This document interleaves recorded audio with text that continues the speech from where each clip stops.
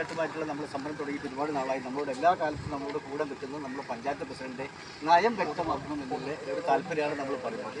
എന്താണ് പഞ്ചായത്ത് പ്രസിഡന്റിന് പറയാനുള്ളത്, അല്ലെങ്കിൽ വ്യക്തിപരമായിട്ട് എന്താണ് പറയാനുള്ളതെന്ന് അറിയാൻ വേണ്ടി മാത്രമാണ് പ്രസിഡന്റിൻ്റെ കാര്യങ്ങളൊന്ന് പറഞ്ഞത്. എങ്ങനെയാണ് ഞങ്ങൾ ഈ സമരത്തോട് യോജിച്ചു പോകാൻ, എന്തൊക്കെ ചെയ്യാൻ പറ്റും, എന്താണ് നിങ്ങൾ കാഴ്ചപ്പാടുണ്ടെന്നുള്ളത് നമുക്കറിയാം.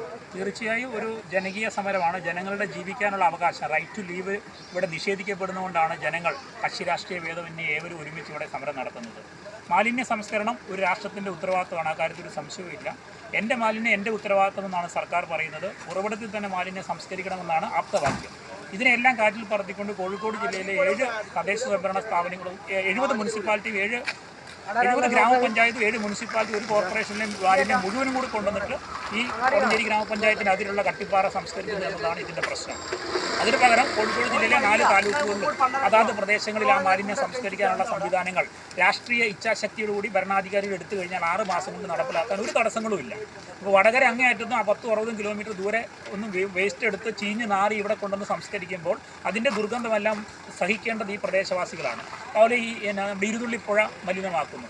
ഈ മാലിന്യങ്ങളെല്ലാം ഒരു കേന്ദ്രത്തിലേക്ക് കൊണ്ടുവരുന്നതിന് പകരം സർക്കാരിൻ്റെ നയവും അതിൻ്റെ ഐഡിയയും അല്ലെങ്കിൽ എഞ്ചിനീയറിംഗുമാരെല്ലാം പറയുന്നതനുസരിച്ചാണെങ്കിൽ അത് ഓരോരോ സ്ഥലങ്ങളിൽ ശാസ്ത്രീയമായി സംസ്കരിച്ച് കഴിഞ്ഞാൽ ഇത്തരം ബുദ്ധിമുട്ടുകൾ ഉണ്ടാകുകയില്ല. എന്നാൽ ആ തീരുമാനം എടുക്കാൻ എന്തിൻ്റെയൊക്കെയോ പേരിൽ ആരെയൊക്കെ ഭയപ്പെട്ടുകൊണ്ട് അധികാരികൾ നടത്താത്തതാണ് ഈ സമരം അനന്തമായി നീളുവാനുള്ള കാരണം. കാലങ്ങളായി ഈ 4 ഗ്രാമപഞ്ചായത്ത് പ്രസിഡന്റുമാരും ഒറ്റക്കെട്ടായി പറയുന്നതാണ് ഈ മാലിന്യം ഒറ്റയടിക്ക് ഇവിടെ കൊണ്ടുവരരുത്, അതാത് പ്രദേശങ്ങളിൽ സംസ്കരിക്കാനുള്ള സംവിധാനങ്ങൾ ഉണ്ടാവണം, ചീഞ്ഞ് നാറാത്ത മാലിന്യം ഇവിടെ കൊണ്ടുവരണം. ഇപ്പോൾ 24 മണിക്കൂറോ അതിലധികമോ സമയം എടുത്തിട്ടാണ് ഒരു കടയിലെ മാലിന്യം ഇവിടേക്ക് എത്തുന്നത്. സ്വാഭാവികമായിട്ടും ചീഞ്ഞു പോകും, ദുർഗന്ധം വമിക്കും എന്ന കാര്യത്തിൽ ഒരു സംശയമില്ല. അങ്ങനെ അതിൽ സമയം കുറച്ചുകൊണ്ട് ഒരു ദിവസം തന്നെ 2-3 പ്രാവശ്യം ഇത് കൊണ്ടുവരാൻ സാധിക്കണം. അതുപോലെ ക്വാണ്ടിറ്റി എത്രയാണോ അളവ്, ആ അളവിൽ കൂടിയ മാലിന്യം ഇവിടെ വരാതിരിക്കാൻ ശ്രദ്ധിക്കണം. ഈ കാര്യങ്ങൾ നോക്കിക്കഴിഞ്ഞാൽ തീർച്ചയായും ഇത് പരിഹരിക്കാൻ സാധിക്കുന്ന വാതിലുകളില്ല. ഒരു വാതിൽ ഞങ്ങൾക്ക് വേണ്ടി തുറക്കുന്നില്ല. ഞങ്ങൾ 5 വർഷം 6 വർഷമായിട്ട് ഇതിന് പുറകെ തന്നെയാണ്.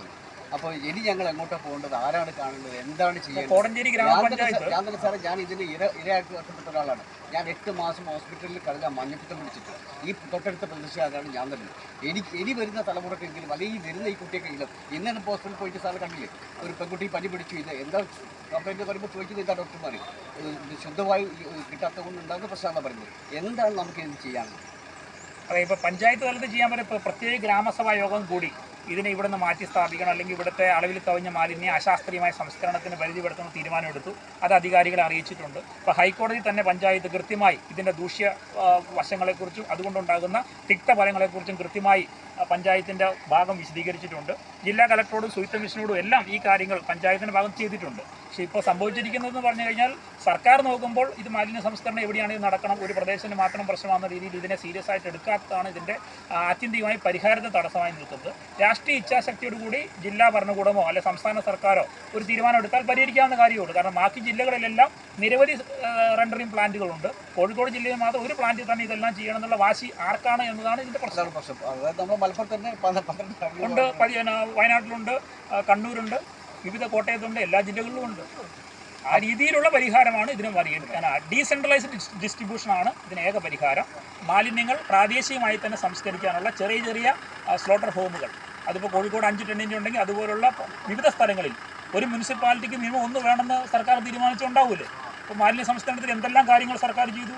അന്നേരം ഇതും ചെയ്യാൻ പറ്റാത്ത കാര്യമൊന്നുമല്ല, അതിൻ്റെ പ്രയോറിറ്റൈസേഷനിൽ വരുന്ന പോരായ്മയാണ്. Okay, thank you. കോടഞ്ചേരി ഗ്രാമപഞ്ചായത്ത്